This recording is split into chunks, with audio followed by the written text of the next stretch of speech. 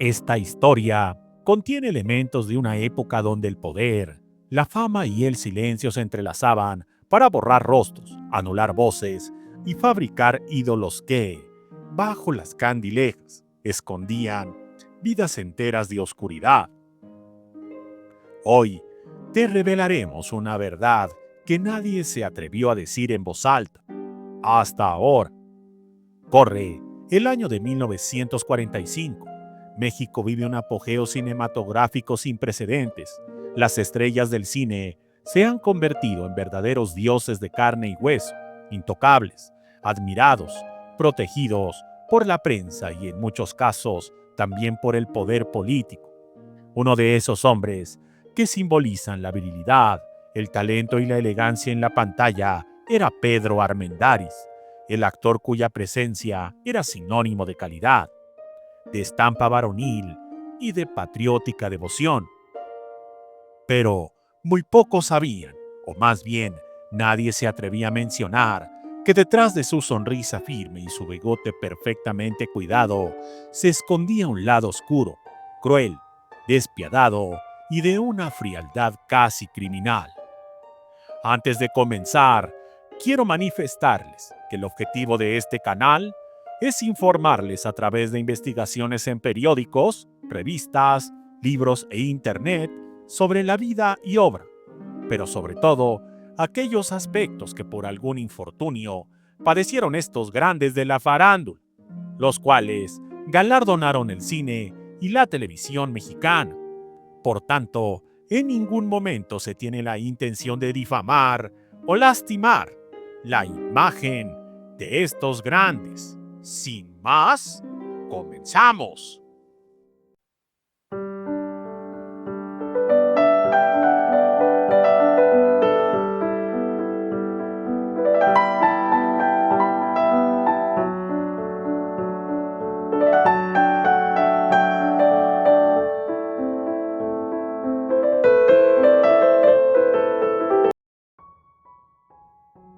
Todo comenzó, como muchas desgracias en esa época, en una casona ubicada en San Ángel, al sur de la Ciudad de México.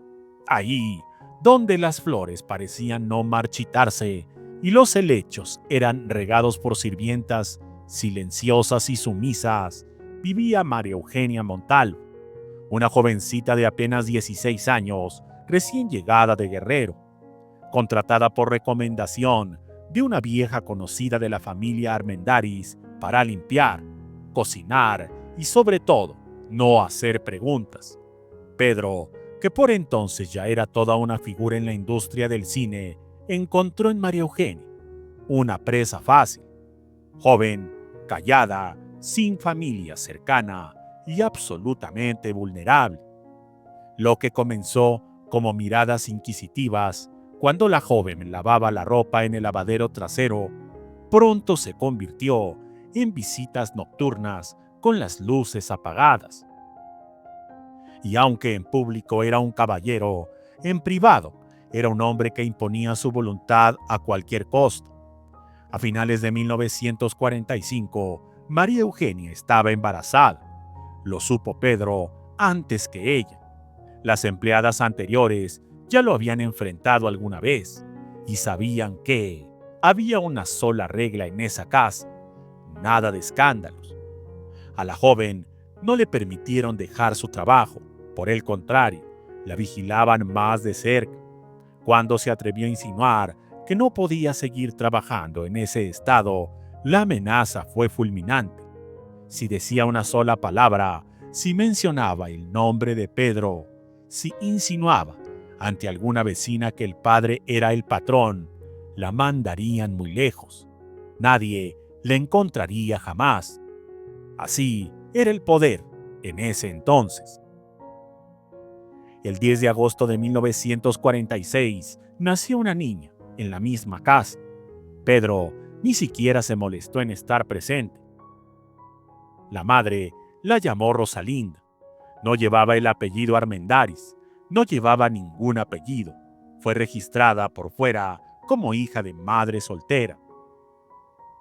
Un pequeño ser humano cuya existencia sería negada por el hombre que la engendró, pero que cruelmente la mantendría cerca solo para castigarla por haber nacido. A los 7 años de edad, la pequeña Rosalinda ya limpiaba pisos. A los 10 servía la mesa.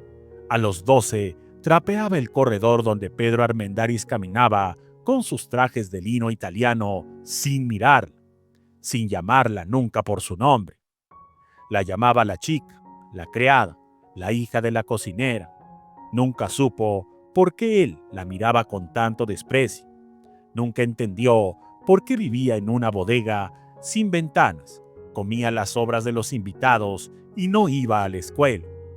Los empleados nuevos no duraban, los viejos sabían el secreto y lo sabían bien. Rosalinda era la hija no reconocida de Pedro Armendáriz y debía vivir en silencio. Si ella hablaba, si alguien la escuchaba, la madre pagaría las consecuencias. María Eugenia había sido convertida en una sombra, esclavizada por el medio y por un pacto silencioso que jamás se escribió en papel, pero que todos representaban como si estuviese grabando en piedra. Durante 15 años Rosalinda vivió dentro de esa casa, sin poder decir que su padre vivía con ella. Le prohibieron tener amigos, estudiar o salir a la calle sin permiso. Era una esclava de sangre, prisionera de un apellido que nunca tuvo y que, sin embargo, la condenó desde que nació. En 1961, Pedro ya vivía una vida pública vibrante. Se codeaba con los grandes de Hollywood, rodaba escenas con John Wayne y María Félix. Pero dentro de su casa, su hija limpiaba sus botas, planchaba su ropa, escuchaba cómo hablaba de otras mujeres y presenciaba sin entender los berrinches, las furias alcohólicas y las decisiones que cambiaban vidas con una sola llamada telefónica. Cuando Rosalinda cumplió 15 años de edad, algo dentro de ella se quebró. Ya no era una niña. Empezaba a parecerse de manera perturbadora a Pedro. Los ojos, la forma del rostro, incluso la sonrisa tímida. María Eugenia la notó primero, y eso fue su sentencia.